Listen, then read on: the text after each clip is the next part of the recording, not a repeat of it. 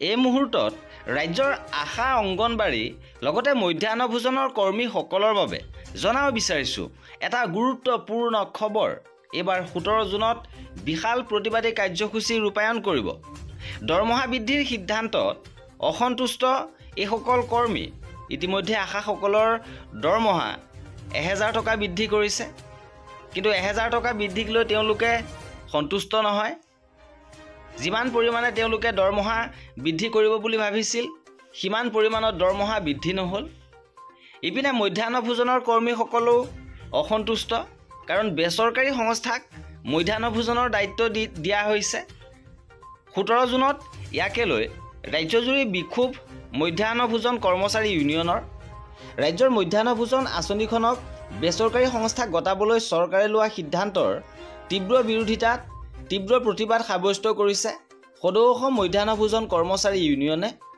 Guwahati press ক্লাবত আয়োজিত এখন সংবাদমেলত ইউনিয়নৰ সভানেত্ৰী ভনিতা পাঠক ৰয়ে কয় যে চৰকাৰৰ এই হঠকাৰী সিদ্ধান্তই দুখীয়া ৰন্ধনকৰ্মীসকলৰ ভৱিষ্যত অন্ধকাৰ কৰি পেলাব। কেন্দ্ৰীয় চৰকাৰৰ নিৰ্দেশনা মতে বিদ্যালয় পৰিসৰতে সতেজ আৰু ৰন্ধা খাদ্য শিশুসকলক যোগান ধৰিব লাগে, কিন্তু ৰাজ্য চৰকাৰৰ এই সিদ্ধান্তই কেন্দ্ৰৰ নিৰ্দেশনাক উলংঘা কৰিব আৰু চৰকাৰক উক্ত সিদ্ধান্ত শীঘ্ৰে বাতিল কৰিবৰ বাবে দাবী উত্থাপন কৰিছে। লগতে অহা 17 জুনত ইয়াৰ প্ৰতিবাদ স্বৰূপে ৰাজ্যজুৰি জিলাই জিলাই মধ্যাহ্ন ভোজনৰ কৰ্মীসকলে বিক্ষোভ কাৰ্যসূচী গ্ৰহণ কৰিব আৰু চৰকাৰে সিদ্ধান্ত বাতিল নকৰিলে অনাগত সময়ত আন্দোলন অধিক তীব্ৰতৰ কৰাৰো সকিয়নি দিছে এই ইউনিয়নৰ ফালৰ পৰা। লগতে উল্লেখযোগ্য যে অক্টোবৰৰ পৰা বৃদ্ধি পাব আশা অংগনবাড়ীৰ লগতে মধ্যাহ্ন ভোজনৰ কৰ্মীৰ দৰমহা।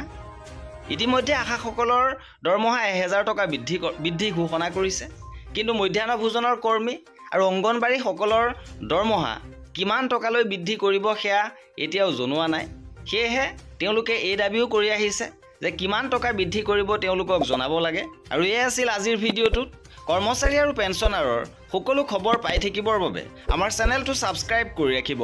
ভিডিঅ'টো শেষলৈকে চোৱাৰ বাবে বহুত ধন্যবাদ।